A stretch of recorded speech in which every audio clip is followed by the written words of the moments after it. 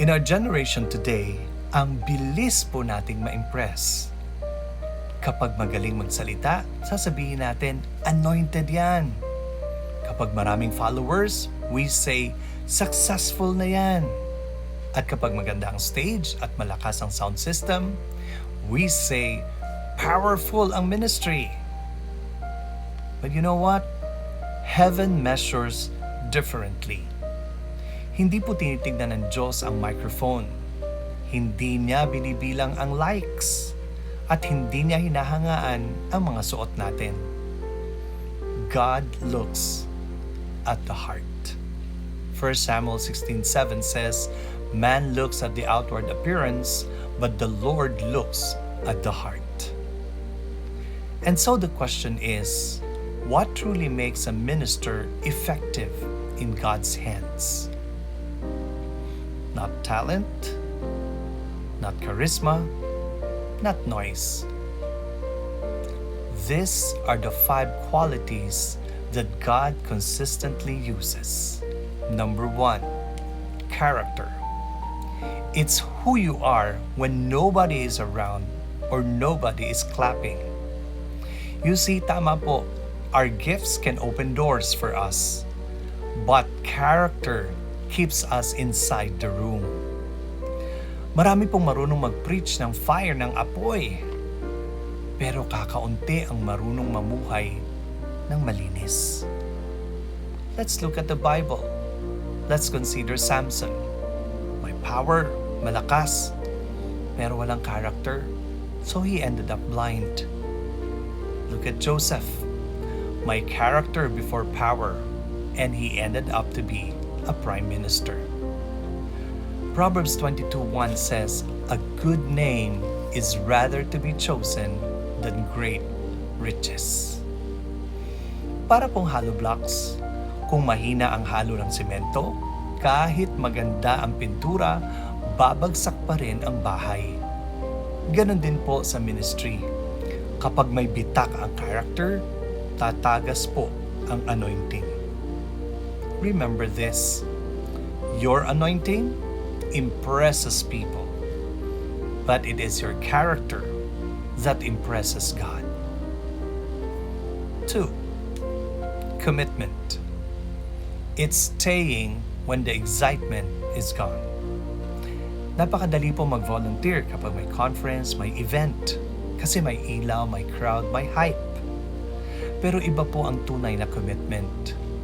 Commitment is saying, Lord, nandito pa rin ako kahit wala na pong spotlight. 1 Corinthians 4:2 says, it is required in stewards that one be found faithful. Remember, ministry is not a sprint. It's a marathon. Parang tricycle driver po sa probinsya. Umuulan man o umaaraw, bumabiyahe pa rin siya para sa pamilya. Hindi dramatic, pero faithful. Ganon din po ang minister na ginagamit ng Diyos. Hindi palaging loud, pero laging present. God does not reward hype. God rewards faithfulness. Number 3, conviction. Conviction is what you stand for even when it costs you. And conviction separates a preacher from a people pleaser. Kasi kung lahat po gusto mong i-please, eventually, darating talaga ang araw na you will compromise the truth. Look at Daniel. Daniel refused to bow, and he was sent to the lion's den. His 3 Hebrew friends refused to bow to the image, and they were thrown to the fiery furnace. At ano po ang sinabi na Acts 5:29? We must obey God rather than men. Para lang po itong jeepney na walang preno. Kung walang matibay na conviction, dire-diretso ka sa compromise. Kapag mahina ang conviction, sigurado, malakas ang compromise. A minister without conviction becomes a motivational speaker not a messenger of God. Alalahanin po natin, hindi po tayo tinawag para maging popular, para maging sikat.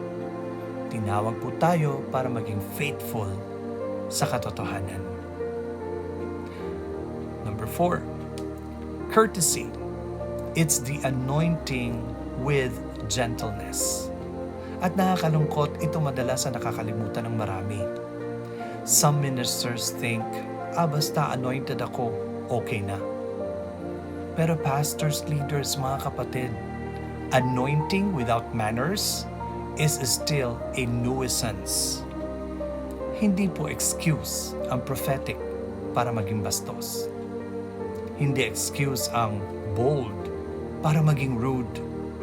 Remember what Philippians 4:5 says, "Let your gentleness be evident to all." Let's look at Jesus. He is all-powerful yet gentle. He's firm yet kind. He is truthful yet compassionate. Alam po ninyo, may mga tao na sobrang galing mag-preach. Pero nakakalungkot dahil pagdating sa pakikitungo sa mga ushers o kaya sa mga janitors, hindi man lang sila marunong ngumiti. That's not spirituality. That's immaturity. Remember this, people may forget your sermon, but they will never forget how you treated them. Courtesy makes ministry beautiful. And number 5, courage, the backbone to stand for truth. And we need this because even if we have character, we have commitment, we have conviction and courtesy, but without courage, we will still stay silent. Remember Joshua 1:9, it says, "Be strong and courageous." Courage means preaching truth even when it's unpopular. It's about standing for righteousness even when we're alone. And it's choosing obedience over applause. Parang barangay tanod lang po yan na mag-isa sa gabi na naka-duty.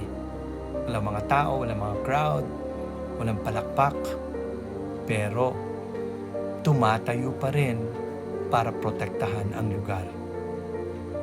Ganoon po ang tunay na minister. Yes, cowards protect platforms, but courageous ministers protect truth.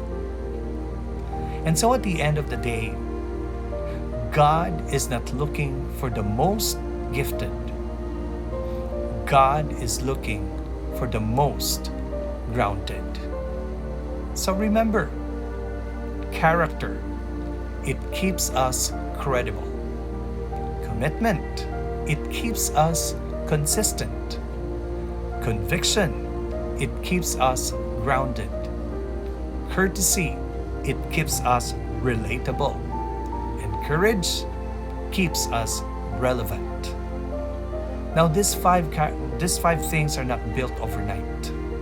They are built through constant prayers, through trials, and through daily obedience.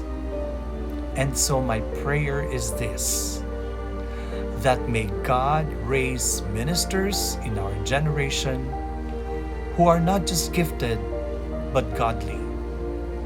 Not just popular, but pure. Not just known on earth, but approved in heaven.